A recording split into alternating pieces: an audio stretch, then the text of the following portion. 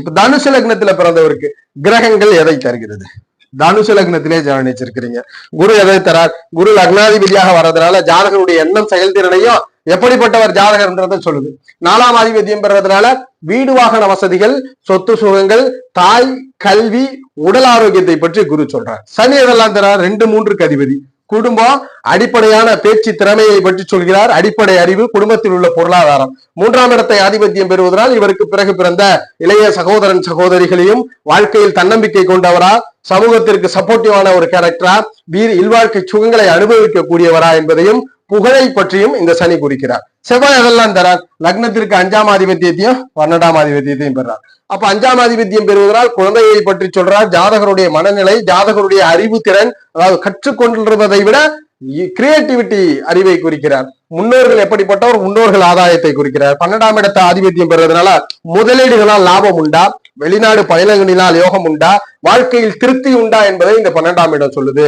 அதுபோல தனுஷிற்கு சுக்கிரன் எதை தருகிறார்? 6ஆம் ஆதிபத்தியத்தையும் 11ஆம் ஆதிபத்தியத்தையும் பெறுறார். அப்ப வேலை எப்படிப்பட்ட வேலை செய்வார்? தனுசு லக்னக்காரர் சுக்கிரன் தான் சொல்லுது. எதிரி எப்படிப்பட்டவர், நோய் எப்படிப்பட்டவர், கடன் எப்படிப்பட்டது, வம்பு வழக்குகள் எப்படி என்பதை சுக்கிரன் சொல்லுது.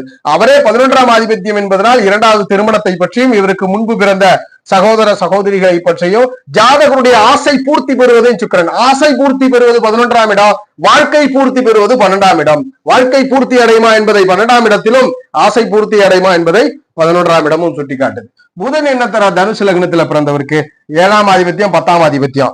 வாழ்க்கை துணையை பற்றி சொல்கிறது, நண்பர்களை பற்றி சொல்கிறது, ஒப்பந்ததாரர்கள், சமூகத்துல யாரை சந்திச்சாலும் சந்திப்பவர்களை இந்த 7ஆம் இடம் புதன் குறிக்கிறார். அதுபோல் 10ஆம் ஆதிபத்தியத்தை பெறுவதனால் பதவி, அதிகாரங்கள், தொழில், சக மனிதர்களிடத்தில் ஜாதகர் எப்படி செயல்பட போறார், எந்த மாதிரியான ஜீவனம், எப்படிப்பட்ட வலுவோடு செய்வார், ஜீவனத்தினால் ஆதாயம் உண்டா என்பதை அந்த 10ஆம் இடத்தின் ஆதிபத்தியம் பெற்ற புதன் சுட்டி காட்டுறார் தனுசு லக்னத்துல பிறந்தவருக்கு.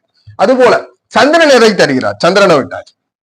தனுசு லக்னத்திற்கு சந்திரன் தருவது, சந்திரன் எதை தருகிறார் என்றால் 8ஆம் ஆதிபத்தியத்தை பெறார். அப்ப இடமாற்றம், வெளிநாடு, தூரதேச பயணங்கள், ஆயுளை பற்றி சொல்கிறது, ஜாதகருடைய ஒம்பு வழக்குகளை பற்றி சொல்கிறது.